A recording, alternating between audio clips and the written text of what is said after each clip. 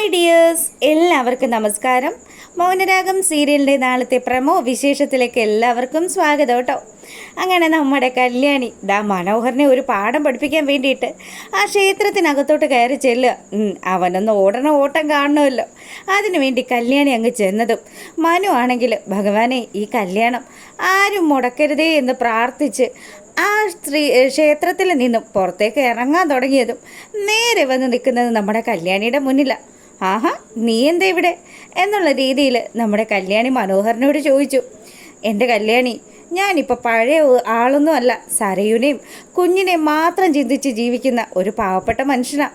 ഒരുപാട് തെറ്റുകളൊക്കെ ഞാൻ ചെയ്തതല്ലേ. അതിനൊക്കെ ഈശ്വരൻ്റെ മുന്നിൽ വന്ന് മനസ്സറിഞ്ഞ് പ്രാർത്ഥിക്കാറുണ്ട്. ഞാൻ കാരണം ഒരുപാട് പെൺപിള്ളേരുടെ ജീവിതമൊക്കെ നശിച്ചു പോയതല്ലേ.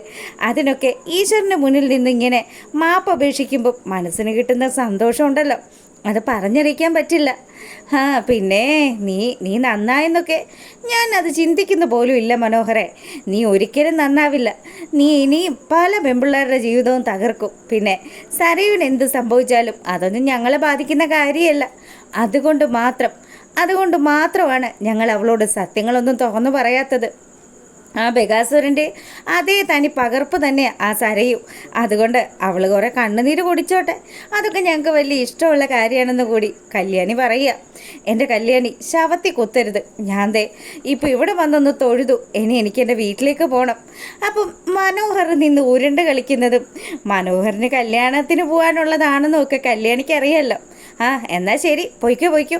ഞാൻ എന്തായാലും ഇവിടെ ഒന്ന് തൊഴുതിട്ടേ പോകുന്നുള്ളൂ എന്ന് പറഞ്ഞ് കല്യാണി ക്ഷേത്രത്തിനുള്ളിലേക്ക് കയറി പോവുക. അതിനുശേഷം മനോഹർ രക്ഷപ്പെട്ടു. എവിടെ പോയാലും ഈ താടകയാണല്ലോ വരുന്നത്.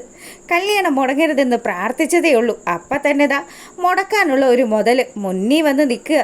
ഇനി എന്താ ചെയ്യുക? എന്തായാലും ഇവിടെ നിന്ന് സ്ഥലം വിടാമെന്ന് പറഞ്ഞ് നമ്മുടെ മനു അവിടെ നിന്ന് ഇറങ്ങിപ്പോവുക. പിന്നീട് നമ്മളെ കാണിക്കുന്നത് നമ്മുടെ കല്യാണി ആ ക്ഷേത്രത്തിൻ്റെ ഉള്ളിൽ കയറി അവിടെ ആ ഒരു കൗണ്ടറിൽ ചെന്ന് വഴിപാട് കഴിക്കുന്ന സമയത്ത് അതെ മോളൊരു പയ്യനുമായിട്ട് ഇന്ന് സംസാരിക്കുന്ന കണ്ടല്ലോ.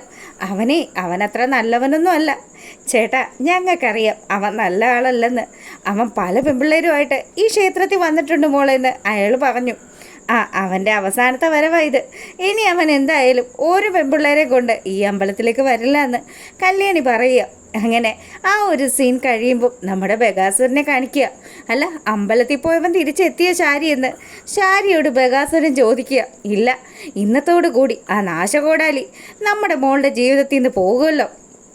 ആ ഒരു സമാധാനത്തിലാണ് ഞാൻ ഇങ്ങനെ ഇരിക്കുന്നത്. അല്ല, നീ ഒരുങ്ങിയല്ലോ അല്ലേ? ഞാൻ ഒരുങ്ങിയിട്ടൊക്കെ ഉണ്ട്. ഇനി ഇതിൽ കൂടുതൽ എന്തൊരുങ്ങാൻ? അവൻ്റെ ആൻറ്റിയാണല്ലോ ഞാനിപ്പോൾ. എന്തായാലും ഇന്ന് ആ കല്യാണം നടന്നു കഴിഞ്ഞാൽ പിന്നെ നമ്മുടെ മോളുടെ ജീവിതത്തിൽ നിന്ന് അവൻ എന്നേക്കുമായിട്ട് പോയിക്കോളാന്നാണ് പറഞ്ഞിരിക്കുന്നത്. ഞാനും ആ ഒരു വിശ്വാസത്തിലാണ്. ഇനി എങ്ങാനും അവളുടെ ജീവിതത്തിൽ നിന്ന് പോയിട്ടില്ല എങ്കിൽ ഉറപ്പായിട്ടും അവനെ തീർക്കാൻ ഞാൻ ഗംഗാപ്രസാദിന് കൊട്ടേഷൻ കൊടുക്കുമെന്ന് കൂടി രാഹുൽ പറഞ്ഞു. നിങ്ങൾ മിണ്ടരുത്. എല്ലാത്തിൻ്റെയും കാരണക്കാരൻ നിങ്ങൾ മാത്രമാണെന്ന് ശാരി രാഹുലിൻ്റെ മുഖത്ത് നോക്കി പറയുക. അങ്ങനെ ഇവർ സംസാരിച്ചുകൊണ്ട് നിൽക്കുമ്പം നമ്മുടെ മനോഹരത ആടിപ്പാടി എത്തി. അല്ല, ഇതെന്താ ഇത്? രണ്ടുപേരും കൂടി എൻ്റെ കുറ്റം പറഞ്ഞുകൊണ്ട് നിൽക്കുവാണോ? ഇന്നത്തെ കൊണ്ട് ഞാൻ ഈ വീട്ടിൽ നിന്ന് പോകുമെന്ന് രണ്ടുപേരോടും ഞാൻ പറഞ്ഞതാണല്ലോ. പിന്നെ നിങ്ങൾക്ക് എന്താ പ്രശ്നമെന്ന് രാഹുലിനോട് മനോഹർ ചോദിച്ചു. അല്ല, നീ പോകുമോ ഇല്ലയോ എന്നുള്ളതൊന്നും അത്ര കണ്ട് ഉറപ്പില്ലല്ലോ. നിന്നെ എങ്ങാനും ആ കതിർമണ്ഡപത്തിൽ വെച്ച് ആരെങ്കിലും തിരിച്ചറിഞ്ഞാൽ പിന്നെ ഈ കല്യാണം മുടങ്ങില്ലേ മനോഹരെന്ന് ശാരി ചോദിക്കുക. അതെ, അങ്ങനെ മുടങ്ങാതിരിക്കാൻ വേണ്ടി തന്നെയാണ് നിങ്ങൾ എൻ്റെ ആൻറ്റിയാണെന്നും പറഞ്ഞ് ഞാനെൻ്റെ കൂടെ കൊണ്ട് നടക്കുന്നത്. കാര്യങ്ങളെല്ലാം വേണ്ട വിധം നോക്കിയും കണ്ടുമൊക്കെ ചെയ്തോണമെന്ന് നിങ്ങൾക്ക് മുന്നേ ഞാൻ ഡയറക്ഷൻ തന്നിട്ടുള്ളതാണല്ലോ. എടാ, നീ എന്തൊക്കെ പറഞ്ഞാലും നീ ഒരുപാട് പെൺപിള്ളേരുടെ ജീവിതം തകർത്തവനല്ലേ. അതുകൊണ്ട് തന്നെ നിന്നെ ആരെങ്കിലും തിരിച്ചറിഞ്ഞാൽ പിന്നെ ഞാൻ ആ ഏരിയ പോലെ നിൽക്കില്ല. അങ്ങനെയാണെങ്കിലേ അടുത്ത സെക്കൻഡിൽ ഞാൻ ഇവിടെ ഉണ്ടാകുമെന്ന് കൂടി മനോഹർ ഓർമ്മപ്പെടുത്തി. ഇതിപ്പോൾ എന്തൊരു കഷ്ടമായത്. ഇവൻ എങ്ങനെയെങ്കിലും ഇവിടെ നിന്നൊന്ന് വിട്ടുകിട്ടിയാൽ അത്രയും നല്ലത്. അങ്ങനെ മനു അതൊക്കെ പറഞ്ഞിട്ട് അവിടുന്ന് പോകുന്ന സമയത്ത് ശാരി രാഹുലിനോട് പറഞ്ഞു. അതെ, അവന് 7-8 കോടിയുടെ മുതൽ കിട്ടിയിട്ടുണ്ട്. അതുകൊണ്ട് തന്നെ ചെറുക്കൻ ഇനി നമ്മുടെ കയ്യിൽ നിന്നൊന്നും മേടിക്കാൻ സാധ്യതയില്ല. പക്ഷേ അവൻ നമ്മുടെ മോളെ പറ്റിച്ച് എന്തൊക്കെയോ കൈവശപ്പെടുത്തിയിട്ടുണ്ടെന്ന് എനിക്കൊരു സംശയമില്ലാണ്ടില്ല. നമ്മുടെ മോളല്ലേ, അവൻ അന്ധമായിട്ട് വിശ്വസിക്കുന്നുമുണ്ട്. ഉറപ്പായിട്ടും അവൾ എന്തെങ്കിലുമൊക്കെ കൊടുത്തും കാണും. ഇനിയിപ്പോൾ പറഞ്ഞിട്ട് കാര്യമില്ല, പോയതൊക്കെ പോട്ടെ, ഇനിയൊന്നും പോവാതിരുന്നാൽ നല്ലതെന്ന് പറഞ്ഞ് ശാരി അങ്ങനെ ഇരിക്കുമ്പം, അല്ല നിങ്ങളെ ഇനി ഞാൻ എങ്ങനെ കൊണ്ടുപോകും? അവൻ്റെ അച്ഛനായിട്ട് നിങ്ങളാണല്ലോ അഭിനയിച്ചത്.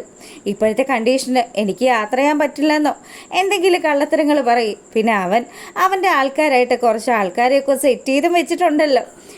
ഇനി അങ്ങനെ വല്ല നോക്കാമെന്നും പറഞ്ഞ് ശാരി അവിടുന്ന് പോവുക. പിന്നീട് നമ്മളെ കാണിക്കുന്നത് നമ്മുടെ വന്ദന നല്ല സുന്ദരിയായി ഒരുങ്ങിക്കൊണ്ടിരിക്കുന്ന കാഴ്ചയാണ്.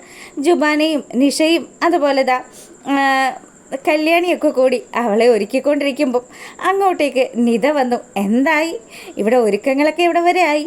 ദേ കണ്ടില്ലേ, ഞാൻ സുന്ദരി ആയിക്കൊണ്ടിരിക്കുകയാണെന്ന് വരുൺ പറയുക. അപ്പം നമ്മുടെ കല്യാണി പറഞ്ഞു, ഞാൻ എൻ്റെ മണവാട്ടി പെണ്ണിനെ ഒരുക്കാൻ വേണ്ടി വന്നതാ. നിതേ മോളെ ഇങ്ങ് വാന്ന് പറഞ്ഞ് അവളെ അടുത്തുള്ള ആ ഒരു ചെയറിലിരുത്തിയിട്ട് നമ്മുടെ കല്യാണി മേക്കപ്പ് സ്റ്റാർട്ട് ചെയ്യുക. കല്യാണി ചേച്ചി ഉള്ളത് കൊണ്ട് ഞാൻ മറ്റൊരു ബ്യൂട്ടീഷ്യനോടും വരാനൊന്നും പറഞ്ഞിട്ടില്ല. ചേച്ചി എന്നെ നല്ല സുന്ദരിയാക്കി ഒരുക്കുമെന്ന് എനിക്ക് നല്ല ഉറപ്പുണ്ട്. പറഞ്ഞത് ശരി തന്നെയാണ്. പിന്നെ ദേ നോക്ക്, ഞാൻ അണിഞ്ഞിരിക്കുന്ന ആഭരണങ്ങളിൽ കൂടുതലും അവൻ എനിക്ക് സമ്മാനമായിട്ട് തന്നതാ. ഇത് മുഴുവനും ഞാൻ എൻ്റെ നിതയ്ക്ക് സമ്മാനിക്കും. അങ്ങനെ അവൻ്റെ കുറച്ച് കാശങ്ങ് പോട്ടെ. അവൻ്റെ കാശെന്ന് പറഞ്ഞാൽ ആ സരയുടെ കാശാണല്ലോ. അവൾ കിരണേട്ടനെയും കല്യാണി ചേച്ചിയെയും നിങ്ങളുടെ അമ്മയും ഒക്കെ പറ്റിച്ച് സമ്പാദിച്ച പൈസ അവളുടെ ജീവിതത്തിൽ നിന്നും മനോഹർ ഇന്ന് ഒഴിഞ്ഞു പോകാമെന്ന് പറഞ്ഞായിരിക്കും അവൻ കല്യാണ വീട്ടിലേക്ക് വരുന്നത്. എന്തായാലും അവൻ ഇന്ന് നനഞ്ഞ കോഴിയെപ്പോലെ പോകുന്ന കാഴ്ച നമുക്കെല്ലാവർക്കും കാണേണ്ടി വരും. എൻ്റെ പൊന്നു ചേച്ചി പറഞ്ഞിട്ട് ആ ഒരു മുഹൂർത്തത്തിന് വേണ്ടി ഞങ്ങളെല്ലാവരും കാത്തിരിക്കുകയാണെന്ന് നമ്മുടെ ജുബാന പറഞ്ഞു. വരുണാണെങ്കിലോ അതേ ചേച്ചിയും അതുപോലെ കിരണേട്ടനെയൊക്കെ ഒരുപാട് ദ്രോഹിച്ച ഒരുത്തനല്ലേ അവൻ. ആ സരയുടെ ഒപ്പം നിന്ന് അവന് ഒരുപാട് കൃത്യങ്ങളൊക്കെ ചെയ്തില്ലേ. പിന്നെ ഈ നിൽക്കുന്ന ആൾക്കാരുടെയൊക്കെ ജീവിതം നശിപ്പിച്ചത് അവൻ തന്നെയല്ലേ. അങ്ങനെയുള്ള അവനെ ഇന്ന് പൂട്ടാൻ കിട്ടിയ നിമിഷമാണ്. ഒരു കാരണവശാലും ഞാനത് പാഴാക്കി കളയില്ല. ഒരു സംശയം അവന് തോന്നരുത്. ആ രീതിയിലായിരിക്കണം നമ്മൾ കാര്യങ്ങളൊക്കെ സെറ്റ് ചെയ്യേണ്ടതെന്ന് കൂടി പറഞ്ഞു. കല്യാണിയാണെങ്കിലോ എല്ലാ കാര്യങ്ങളും ഞാൻ അങ്ങനെ തന്നെയാണ് പ്ലാൻ ചെയ്തിരിക്കുന്നത്. പിന്നെ കിരണേട്ടനൊരു സങ്കടമുണ്ട്, ഇവിടെ വന്ന് ആ മനോഹരം മൊത്തത്തിൽ നിന്ന് നാറുന്ന കാഴ്ച കാണാൻ പറ്റത്തില്ലല്ലോ എന്ന്. കിരണേട്ടന് എല്ലാ കാര്യങ്ങളും ഷൂട്ട് ചെയ്ത് അയച്ചു കൊടുക്കാമെന്ന് ഞാൻ വാക്കും കൊടുത്തിട്ടുണ്ട്. പിന്നെ ആ ഗംഗാപ്രസാദാണ് ഇനി അടുത്ത നമ്മുടെ ലക്ഷ്യം. ചേച്ചി എന്ത് കാര്യമുണ്ടെങ്കിലും ചേച്ചി ഞങ്ങളോട് പറഞ്ഞാൽ മതി. ഞങ്ങൾ എല്ലാ കാര്യത്തിനും ചേച്ചിയുടെ ഒപ്പം തന്നെ നിൽക്കുമെന്ന് കൂടി വരുൺ നമ്മുടെ കല്യാണിക്ക് വാക്ക് കൊടുക്കുക. അങ്ങനെ അവരവിടെ നല്ല തകൃതിയായിട്ട് ഒരുങ്ങിക്കൊണ്ടിരിക്കുമ്പോൾ നമ്മുടെ മനോഹരാണെങ്കിലോ ഇനിയിപ്പോൾ ഇങ്ങോട്ടേക്ക് വരില്ലല്ലോ. അതുകൊണ്ട് തന്നെ സരയും ഇടത്തെയും ഒന്ന് കണ്ട് സരയിനോട് യാത്രയൊക്കെ പറയാം.